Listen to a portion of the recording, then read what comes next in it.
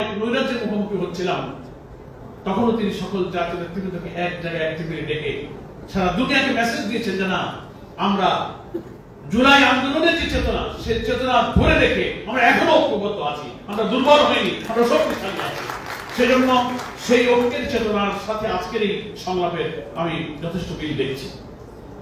আমি আমার মত প্রকাশের সূচনাতেই বিজয়ের মাসে আমাদের পুরো জন্মভূমি বাংলাদেশ আল্লাহ তাআলা যেখানে আমাদেরকে পয়দা করেছেন, আমি ছাত্র জীবনে কিন্তু জাসদ ছাত্রলীগের সাথে যুক্ত ছিলাম, আমি সংসদ সদস্য ছিলাম। আমার ক্ষুদ্র শিক্ষা দিয়ে দেশপ্রেম আর জাতিসত্তা যে আমি বুঝেছি,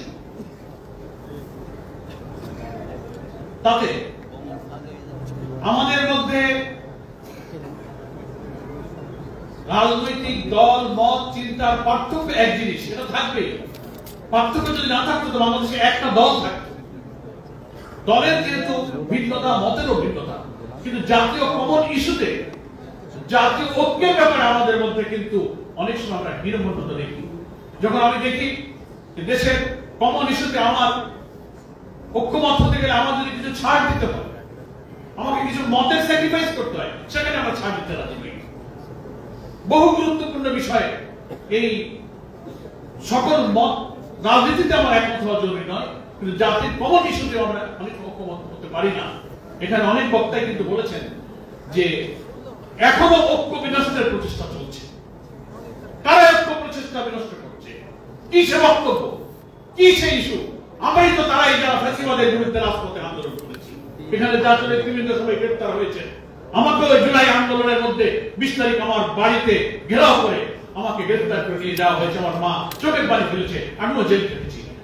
আমি যখন 5 আগস্টের লক্ষ কোটি জনতার এই উত্তাল আন্দোলনের ঢেউ তখন কারাগারে অন্তরীণ অবস্থায় আমরা টেলিভিশনে সেই দৃশ্য আমরা দেখেছি। শেখ হাসিনার 15 বছরের সরকার শাসনের প্রায় 7.5 বছর আমি কারাগারে, 6 বার আমাকে গ্রেপ্তার করা হয়েছে, 67 দিন আমাকে রিমান্ডে নেওয়া হয়েছে। কিন্তু আমরা যখন জাতীয় ঐক্যের প্রশ্ন তুলি, তখন একটা দল আর একটা দলের ব্যাপারে বক্তব্যের ক্ষেত্রে আমরা সাবধান থাকি না। এমন কোন বক্তব্য, এমন